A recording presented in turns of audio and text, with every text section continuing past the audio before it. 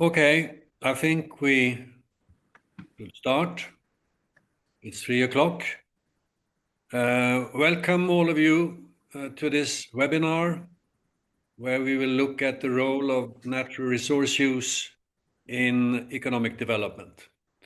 My name is Anders Wijkman, and I'm joined today by two distinguished colleagues from the Wuppertal Institute, Monika Dittrich and Peter Hennicke. The discussion on natural resource use goes back many years. In fact, to 1972 and the report to the Club of Rome at the time, Limits to Growth. In the Limits report, a group of scientists at MIT presented a study on the likely consequences of continued conventional economic growth over the long term. Several scenarios were looked into. The business as usual scenario would, according to the authors, lead to serious problems, not tomorrow, not the day after tomorrow, but in a 50 to 100 year perspective. The combination of resource depletion and pollution could in fact bring the world economy almost to a halt. 50 years later, the Club of Rome presented a new report, Earth4All, where the purpose was to take stock of development since limits to growth and to suggest policies for the future. The report suggests a number of transformative changes that are likely to deliver the most good to the majority of the world population, in the spirit of the Sustainable Development Goals and Agenda 2030. There were 5 interconnected turnarounds proposed, focusing on poverty, inequality, empowerment, food, and energy system change. An important prerequisite for this scenario is to transform the foundations of our global economic system, to reboot it so that it works for all people and for the planet. As a cross-cutting issue of the report, suggestions were made on how to use natural resources much more efficiently and intelligently. In retrospect, many of us involved in the report have concluded that we should have expanded our work on materials. We should have had a 6th transformation on materials and material consumption. Global material use has more than tripled since 1970. And I know that Peter and Monika will dwell into the recent report by the International Resource Panel, which illustrates the challenges we face. Earth4All was a global report. However, it has been followed by several national reports in Kenya, Austria, now in Argentina, and recently in Germany. And the beauty of the German report is that it includes a 6th transformation on materials. And I'm very happy to introduce to you the main authors of the German report, Monika and Peter, from the Wuppertal Institute. The material transformation in this report has been translated into English in a so-called deep dive paper as part of the Earth4All series of deep dives.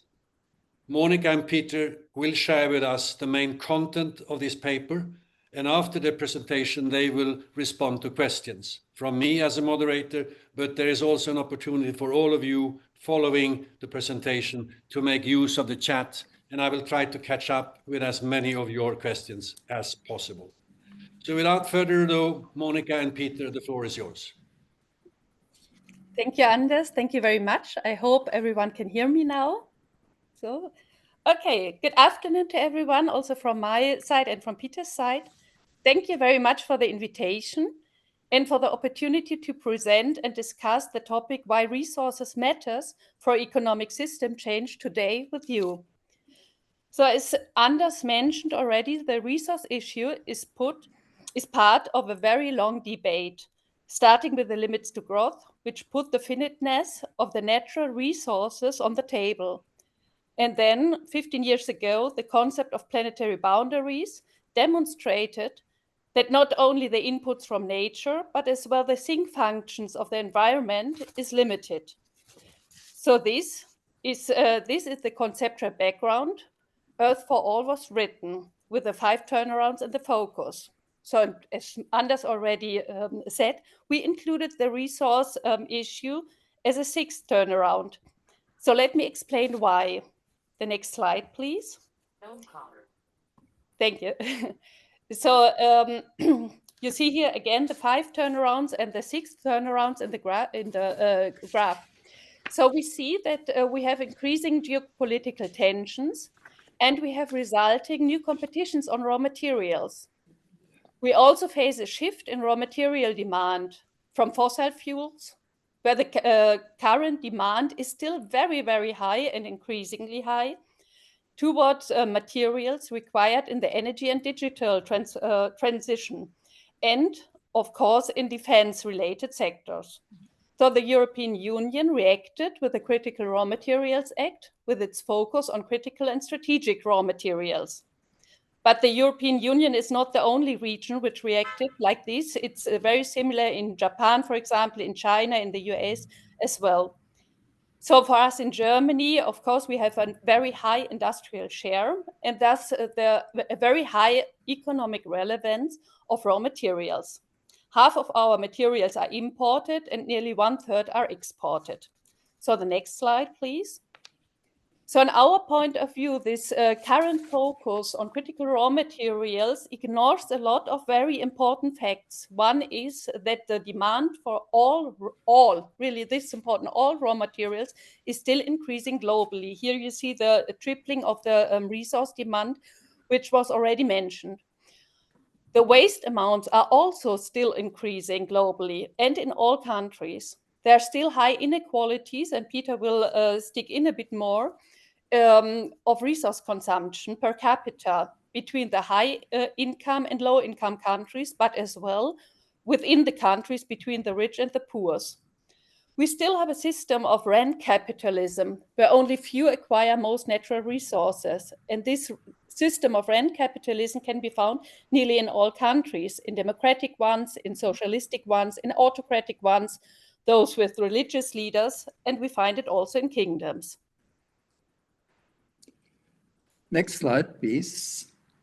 When we look at the distribution of material use according to the different development and income status, of course, there are a lot of difference. For example, low-income countries, next please. We have 45% on food. And next one, if we look into upper middle income,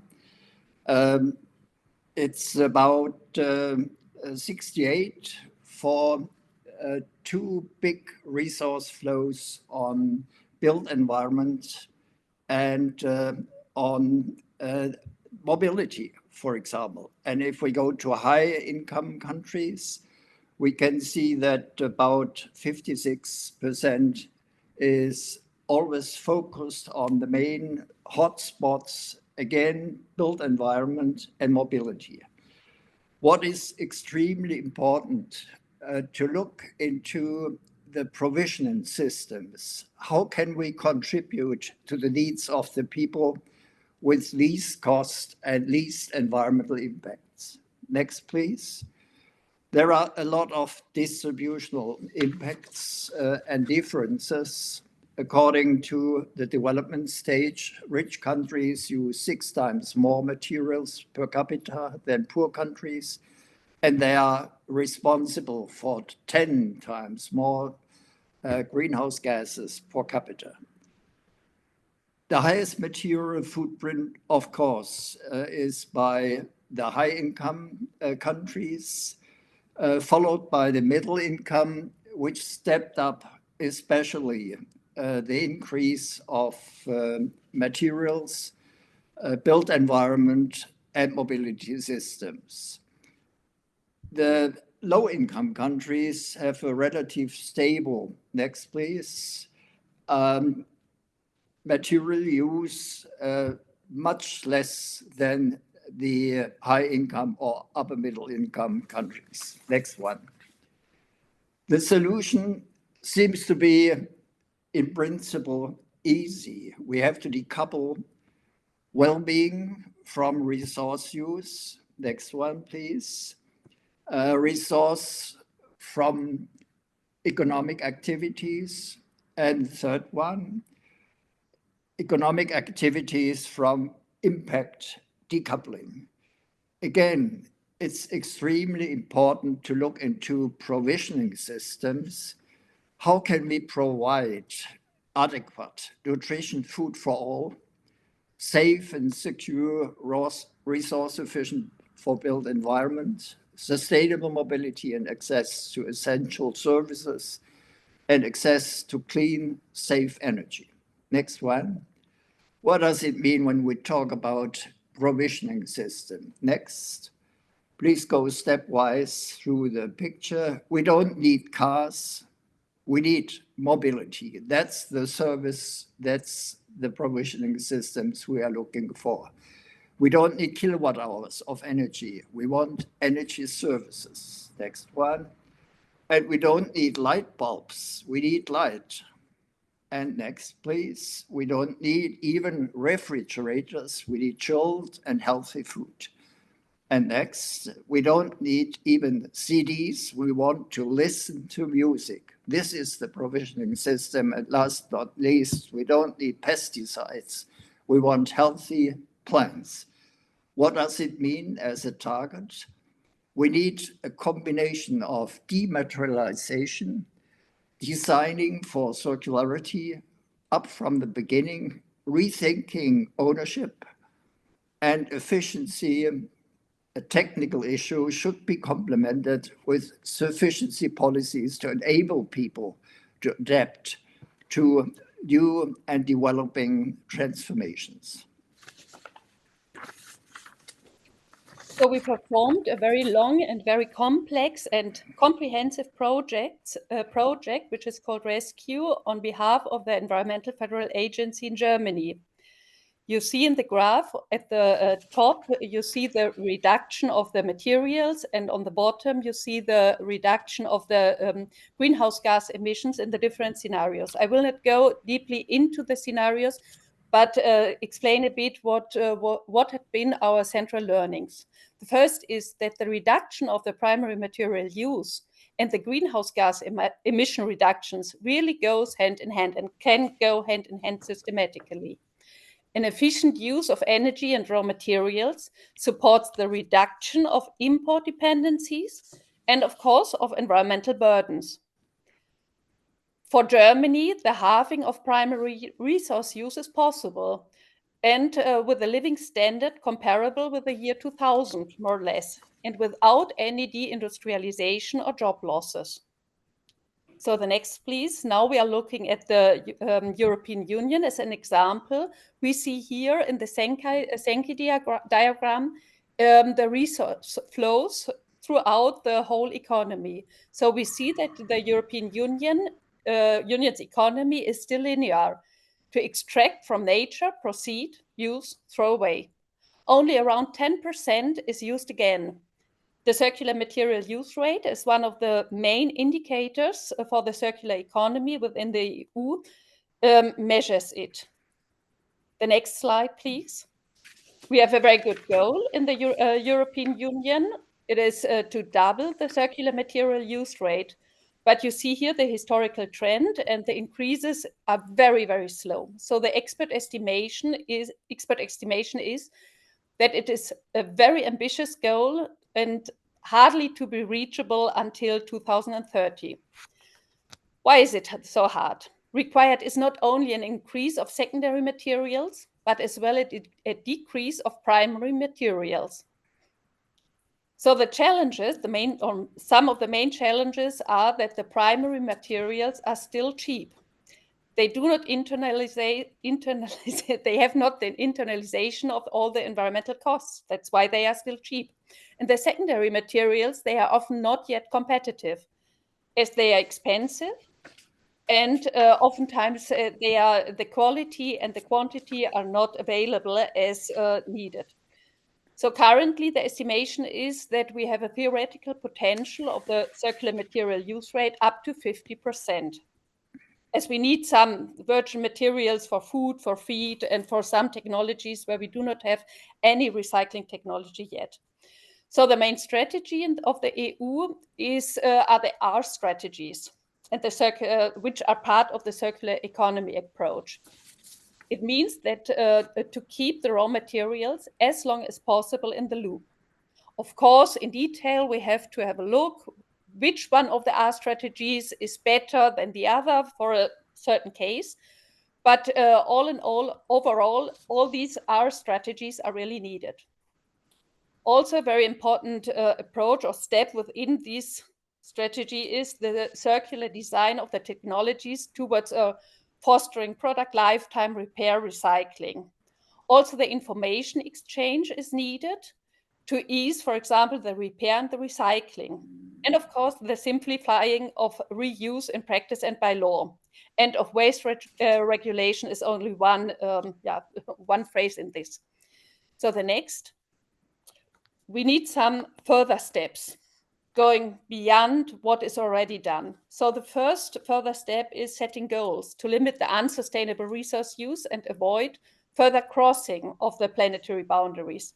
In Germany, we decided in our circular economy strategy to use the halving of the material footprint as an orientation goal, as the International Resource Panel recommended some years ago already. So also needed is the fostering of the cooperation between the companies. We also need new circular business models toward common goods oriented business models, the participation of employees and so on. We also need to anticipate the rebound effect and implement sufficiency policies to enable the behavior changes. That are the higher R strategies, but in practice, in the political practice, they are oftentimes neglected. So the next, please. So how did we include this in the material turnarounds in Germany and also in our deep dive paper, which we present today? So the first approach is to combine the CE strategies with the 5 other turnarounds. It was really very interesting in our modeling for Germany that implementing the turnarounds together is easier than transforming isolated sectors. The second approach is the limitation of extraction and the efficiency first for energy and for materials. The extraction should be limited within the planetary boundaries. This is also very crucial. Yeah, and the third approach, I will not stick in each and every slide here. The third approach is to prioritize the use of critical raw materials for a just energy transition and establish mechanisms for the prioritization in law and in practice, and substitute ecologically harmful materials by less harmful ones, and in the end, focusing the material use for the reaching of the SDGs. As Ernst von Weizsäcker said, make the tons and the kilowatt hours redundant, but not the people. Now, next slide, please. What does the German example mean for the world? As you know, Germany is the 3rd largest economy measured by GDP, behind the US and China. And if it's possible to reduce material consumption, maybe at least 30%, or even halving it, as Monika showed, up to 2045, this could be an example for other countries to leapfrog from the beginning to a more dematerialized and more net zero reaching society and economy worldwide. The other reason was we had a lot of data for Germany. We had some materials on scenarios, not only on climate and energy, but also on, as Monika has shown, on dematerialization. But one of the key points is that Germany has a very high share of material costs in comparison to labor costs. So instead of putting pressure on labor and on wages, that means making people redundant, we should put pressure and a lot of exercises and energy and initiatives on reducing this great block of materials. As you can see, the block is about 40% in Germany. This might be true for other countries on a comparable industrial stage.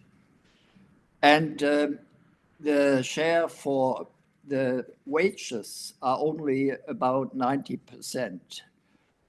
The material costs include energy costs, and energy costs on average are only 2% for Germany. Of course, we have very intensive and competitive, sensible big industries, chemistry, aluminium, and others, which are under pressure by competition, but on average, 2% is manageable. So how much can we reduce up to maybe 2030? There are some strategies and some modeling saying that about 30% of this block of material costs can be reduced. Of course, we need some additional investments, but all in all, this would be a cost-effective strategy, raising competitiveness instead of challenging the competitiveness of German industry. Next one. What could be some kind of proof that investing in circular economy and in resource efficiency strategies is economically benign? This is the latest study on German green tech sectors. We have 7 of those. And as you can see on the right side, circular economy is the biggest share of these 7 sectors, including mobility, including energy efficiency, mitigation, protection, water management, or sustainable forestry, agriculture, renewable energy system. And what is exciting is that the increase, the growth rate of these green tech sectors is quite above the average growth rate of other industrial sectors, even outpacing important industrial sectors like automotive or chemicals or machinery. Next one. What does this mean for the global economy? As you can see, there is really what we call a global megatrend or lead markets for green tech. These are the figures for 2022. And a challenge against conservative and back-looking strategies like drill, baby, drill will be that these megatrends are increasing much higher than the average in the international economy. Again, circular economy is the biggest share, and the increase rate 4.8, or for all the 7 green tech sectors, is much higher than the average. Next, please. If we compare the top runner, maybe 3, with the top runner 6, you can see United States, Japan, and Germany have a comparable share in green tech patents. But China is catching up rapidly. But all in all, this is good news for environment, for the planet, and for competitiveness of the international economy as well. Last slide, please. It is very important to have a dialogue on what is the goal of all these activities. What is a well-being society? The current capitalist systems will not solve the problems they caused. We must have adaptation of the economic system and the target society. We talk about a pluralistic approach, combining elements of different concepts like well-being, economics, degrowth, green growth or donut economics beyond GDP, we are very reluctant to define a very specific future transformative target society.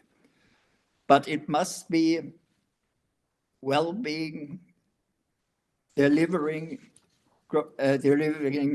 economic prosperity to the people instead of growth, profit, or wealth maximization. And we have to recognize the planetary boundaries. That means green technologies can solve many problems, but we need, again, sufficiency lifestyles and supporting frame conditions. And last not least, we have to discourage overconsumption. We have to look into the distributional effects and tax unearned wealth, for example, from inheritances, more heavily. So all in all, we are concerned optimists that competitiveness will not suffer. And there are ideas and concepts that, including the material questions into the goals, into the turnarounds, will make it easier to step forward to a well-being society. Thank you very much. Thank you, Monika. Thank you, Peter, for this very interesting presentation. And you did it in less than 30 minutes. We thank you for that. May I start with a few questions? And I think one of the most interesting comments you made, Peter, was the fact that the cost of materials as percentage of the cost base for manufacturing is hovering around 45 to 50%. It seems then that resource efficiency would be a major objective and goal for policymaking in the European Union.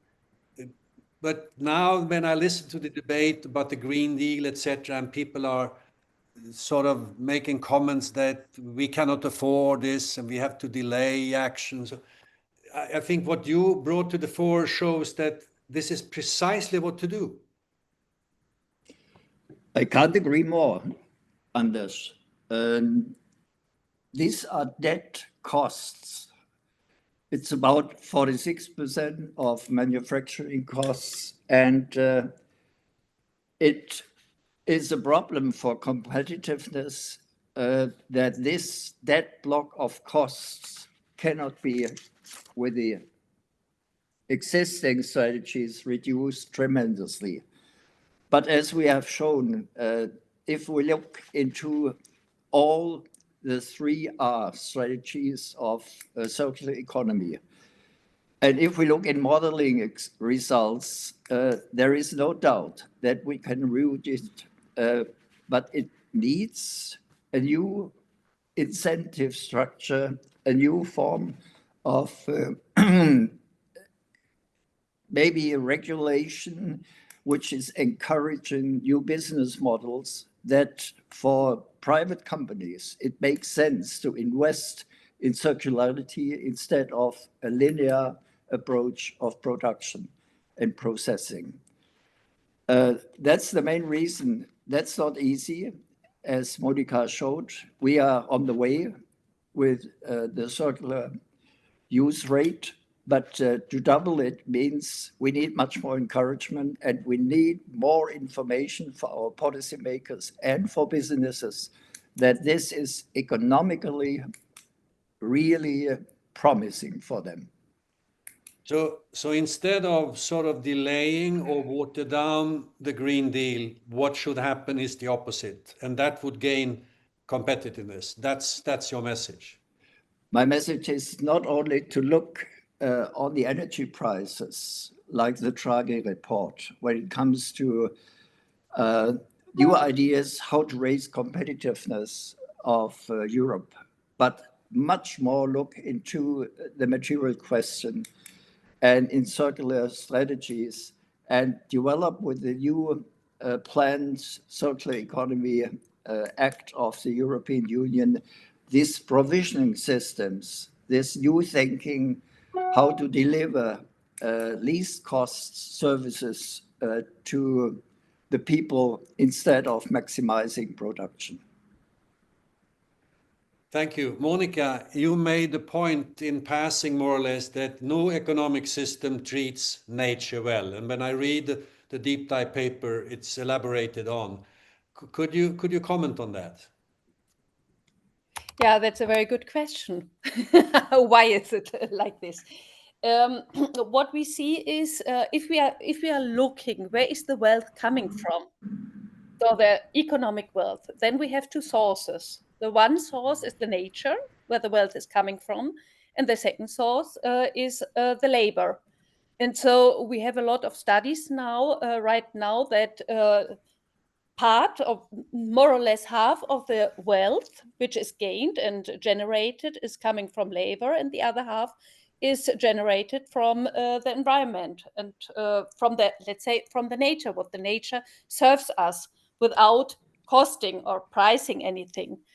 And so then we have a system, or we have oftentimes a society or an economy where only few people try to gather a maximum of all this natural wealth and don't distribute it to everyone. And so this is the core, let's say, one of the core problems, and which we find everywhere. And so there are a lot of strategies how to overcome, or partly how to overcome this. And this tackles, let's say, a lot of issues on poverty, not on poverty, on property, sorry. And in our, at least in Germany, but I think worldwide, there are a lot of questions how to treat property well. And we have in our basic law, we have the issue that property should not only serve the one people who owns it, but it should serve the society as well. And this should be treated more and live more, let's say like this. So we have to address that. Okay. So can I add a little bit to that, Anders? That's not the Communist Manifesto which we are advocating, but it's very solidly based on the basic law. For example, Article 14 says public interest must be oriented on the common good. Property entails obligation. Its use should also serve the common good. We need a dialogue on that, what this really means. And we need a dialogue where, for example, it's more cost effective, it's more in the interest of people to have a socialization, of course, with compensation. And we hope that we have thrown a little bit a piece of rockets into the water, that a debate is going on not only in Germany, but in Europe as well. How can we entail this obligation for property for the common good? It's extremely important when we try to define and precisely look into a well-being society for all and for the planet. Before I go to the chat and look at some of the questions that have come in, I have one more question, and that's pertaining to what do we measure in society? We seem to be obsessed by production growth, GDP growing, but that's a quantitative measure. The quality dimension, what's happening in nature, for instance, when we grow, is nowhere to be seen. And it's so interesting that neoclassical economics, which is dominating our economies today all over the world, they have left natural resources outside of the model. It may have been natural 100 years ago when nature was abundant and we were a small economy. But today, in today's situation, how can we explain that? I think it's a real problem that there is no, at the moment, theory, economic theory, which explains what a circular economy really has to do and really has to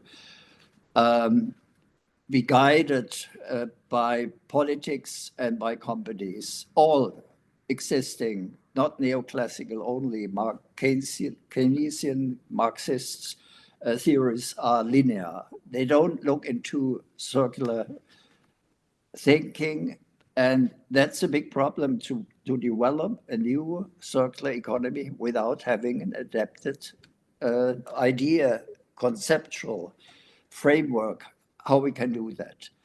But when we look into the concrete recycling and cycling activities, we see that cooperation along the value chain between countries, between companies in a horizontal and vertical way are tremendously increasing. That means we have to understand that the competition of the future will be cooperation in many cases. And this has a transformative potential. And it's very important to help companies to generate profits as a group, as an alliance, and not individual against each other. Otherwise, we can't have a collection system of waste, and we can't have collaboration as we need it when it comes, for example, to more resilient policies on the raw materials, critical raw materials. This is a worldwide issue which calls for cooperation and new alliances between companies and between countries. Thank you. Here I have from Caroline White. Could someone please specify the legal article that was just mentioned by Peter about the use of property for the common good? Yeah, it's Article 14 in the Basic Law, and Article 15 is on compensation and socialization of ownership. Article 14 and 15. Maddie Oliver asks the following. You talked about anticipating and cushioning the rebound effect. Do you have any specific proposals on how to do that? I can start maybe with the specific proposals, because this is really a very crucial question, and there are not a lot of proposals to say it very clear. Maybe first explain what the rebound effect is, because maybe everybody doesn't know that. Okay, so the rebound effect, we observed the rebound effect a lot of times with respect to the energy. So when products, for example, are getting more efficient and use less energy, then the users use this product even more. And in the end, the demand for energy is even increasing, not decreasing. So this is the rebound effect. So efficiency turns to higher demand, overall demand. We also see this rebound effect with respect to materials oftentimes. So when products are produced more efficiently, then in the end, even more products are asked or demanded. So the question is, how can we anticipate it, and how can we reduce the rebound effect? And one of the proposals is to receive less income, to say it very simple. That we work less, for example, only 4 days per week and not 5 days, because income is one of the most driver in the end of the rebound effect. We have had we are following right now a very interesting project with some cooperation partners, and there we are discussing with let's say ordinary people whether they would be convincible, or they would disline their work and their income to disline the material use. And all of them, after this discussion, they agreed to disline for the health of the planet, let's say, but also for other reasons, something like more leisure time, more things to do other things. So the reduction in the end of the working time, at least in Germany, would be one approach which could work. It should not be obligatory, of course, but it could one approach for this. Okay, I also remember when Ernst von Weizsäcker and I wrote Come On some years ago, we had a chapter on the rebound effect. And one of the suggestions was, of course, to increase the tax once prices were reduced because of efficiency or productivity gains, so that purchasing power was sort of neutral. So, but this is, of course, an interesting issue, and we have to come back to that.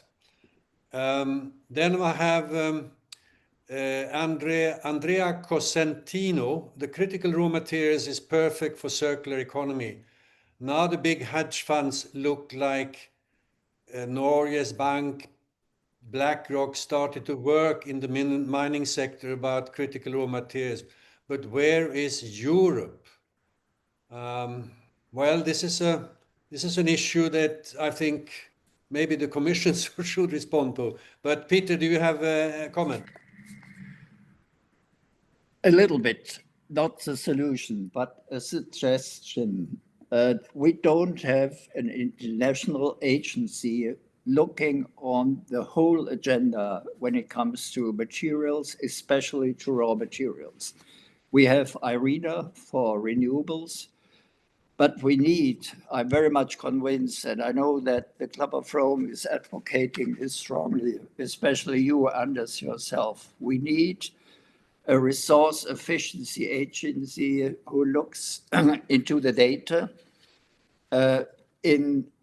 delivers more transparency for everybody, and looking especially on equity and justice questions from the distribution. At the moment, the rich countries take a lot of materials from poor countries, but they externalize a lot of burdens, and they take the profits out of these materials without a proper compensation for the delivering countries. So I think it's necessary to have a more elaborated governance on the material question as well. And that might start with clubs on raw materials, where both sides get forward in kind of partnerships, not only the demanding and consuming countries, but especially the countries who are resource rich, but suffering from the processing and the economic and environmental effects of our benefits from the materials.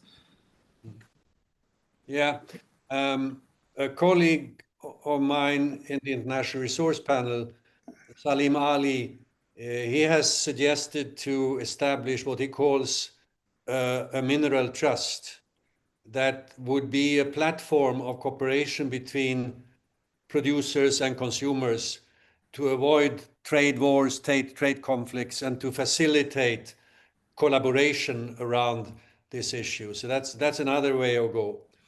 Caroline White had a follow-up question. Which jurisdiction were you referring to, Peter? It was the German law, wasn't it?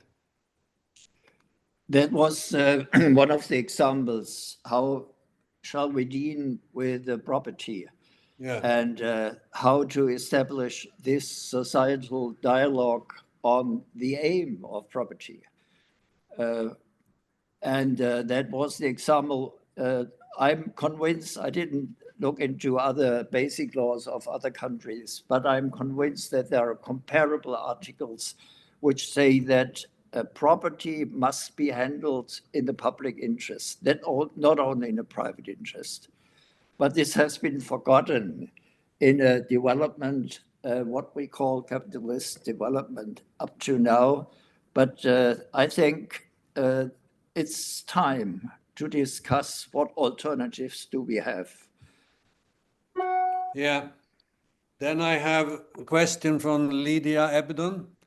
If we could get rid of the need for economic growth and prioritize instead the needs to feed and house people and to look after nature, which would in turn improve human lives, how much of our current problems would be solved? Would we be better off, much better off, not much different, or that's probably not easy to respond to, but let's have a go at it, Peter or Monika. That's a very good Start, question. The question is how to measure the goodness or the differences of good or very good or much better. So that is really not easy to measure. I personally think that we would be much better and more. If we would be less stressed in the world. Yeah. Maybe let me add why we talk about 6 turnarounds. The equity turnaround is absolutely key for this question. If the poor and the rich and the gap between both are developing like it does in the moment, we would never will have a transformation into the direction of net zero, and not a transformation in the direction of halving the material consumption per capita. So to reconcile the conflicts within countries and between countries, we have to have a much closer look on how can we solve this disparity between the rich and the poor. And this is addressed, as you know, by the G20, by a tax for billionaires. 3,000 people having only 2% on their wealth can contribute to $250 billion per year. That would help a lot to speed up the transformation for the poor. So we must not forget these distributional effects when we talk about averages. Otherwise, the process in reality will get into troubles. Good afternoon from Bavaria, says Frank Liptov. Are there any companies that start to do what you propose? As a manager, I see that my board members are not that keen on thinking about it. Yeah, it depends what you mean. I see a lot of companies in the direction of circular strategies, because it's, even under the existing conditions, profitable for them. And some of those are looking more in the future than in current frame conditions. For example, I have been a member of a Swedish project called RES, Resource Efficient and Effective Solutions. And Volvo, for example, or ABB, big companies, were very eager to develop new circular strategies, new business fields. But what is missing in Sweden and in Germany, and maybe in Europe as well, are the encouraging frame conditions for the companies to go in that direction. But the activities are there because it's in the interest of the companies to be more resilient against price shocks or even delivery shortages, maybe of raw materials, critical raw materials in the future. And let me add shortly, maybe we have a lot of non-profit institutions and non-profit organizations, at least in Germany. Another question from Lennart Frostersjö. Why talk about competitiveness instead of collaboration, both within and between countries? I think, Peter, you have already touched upon that, that the circular economy would require much more of collaboration, both horizontal and vertical. Exactly. Competition is existing. That's one of the principles of the ratio of capitalist societies, having individual profit maximization and competing against each other. That's the reason why we are talking about it. But when we are talking about a circular thinking up from the design of products and processes, we are always thinking about cooperation. And this contradicts the existing ratio of sometimes very fierce competition. That means we have a lot to do to organize a framework for cooperation which stabilizes the economic basis for enterprises for companies without fighting against each other, but looking into their joint interests and maybe joint profit maximization processes when it comes, for example, to collection of waste, which could be in a symbiosis, the input for others in the same industry or in a comparable industry on a horizontal base. I have a question here that I think I can respond to myself from an anonymous attendee. What are the planetary boundaries for material resource use? How can business measure their material footprint?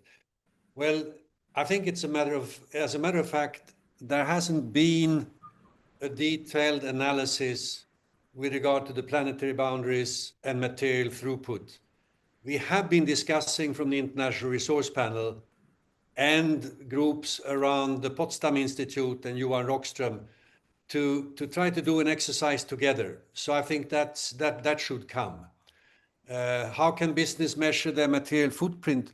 Well, that's doable, and we have statistics regarding material consumption in domestic material consumption, and that builds on different companies' statistics, etc. I had also two questions pertaining to education. One was, how can we address the fact that education replicates the logic of capitalism rather than challenging it? Is this a crucial area of influence that needs to be addressed?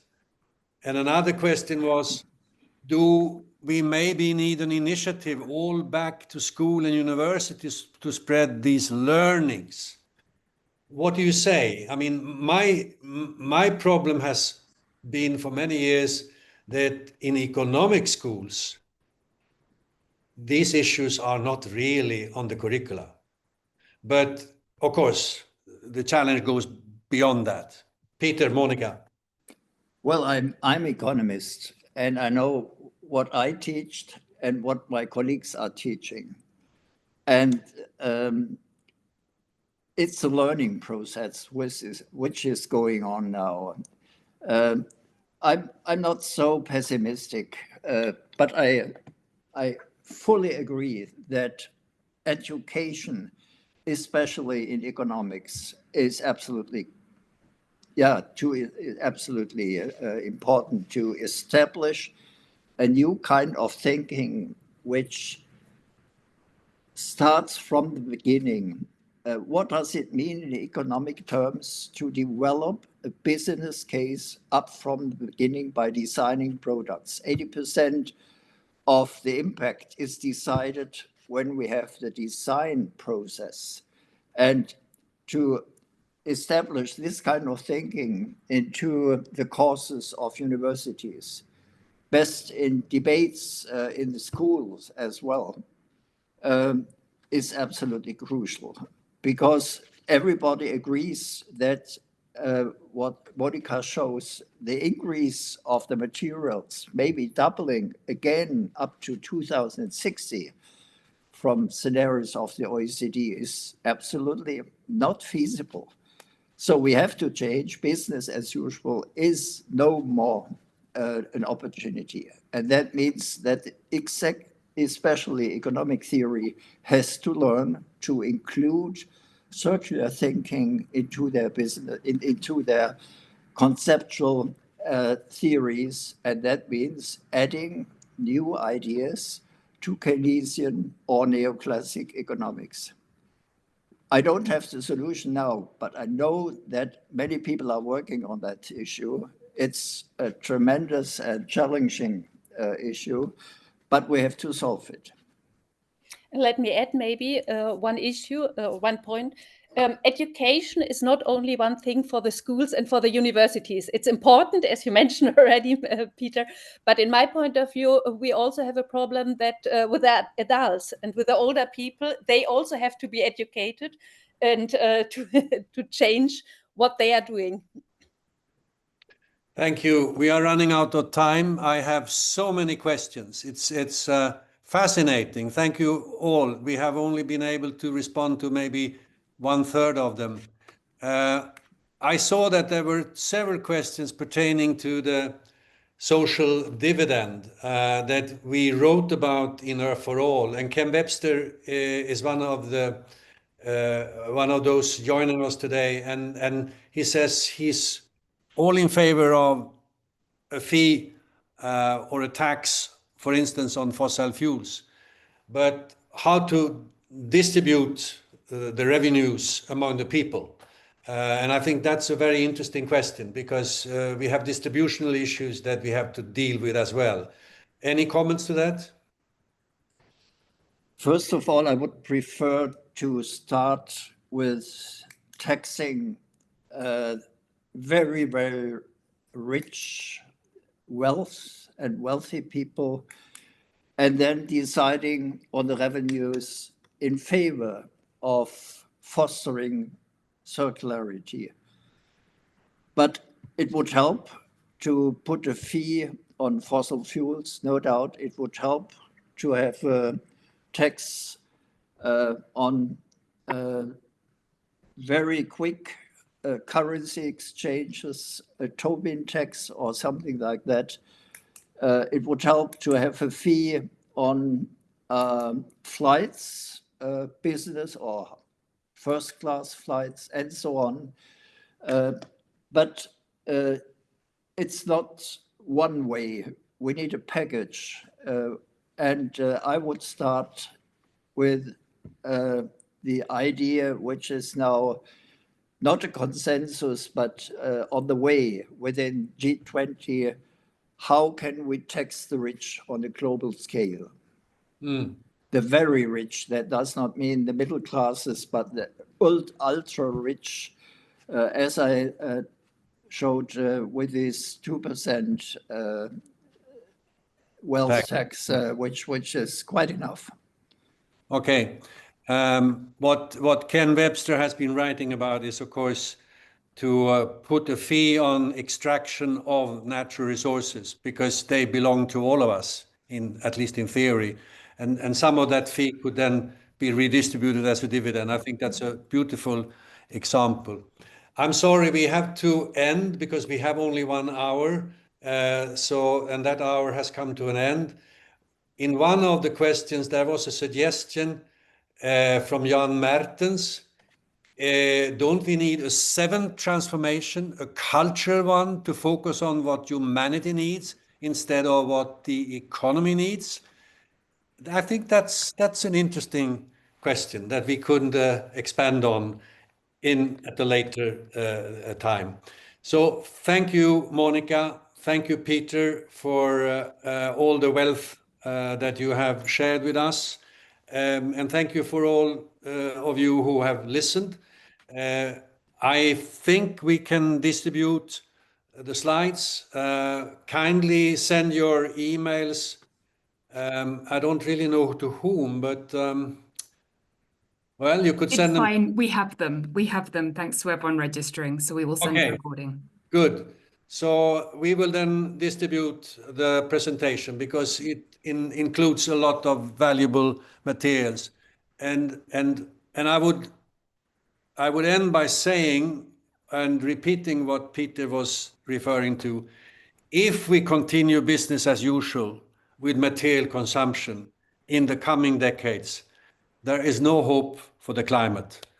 and there is no hope for ecosystems and biodiversity either. So we need to change the system. And I hope that what we have brought to the fore today will help you to see the importance of it and help us build a better future. Thanks a lot. Thanks.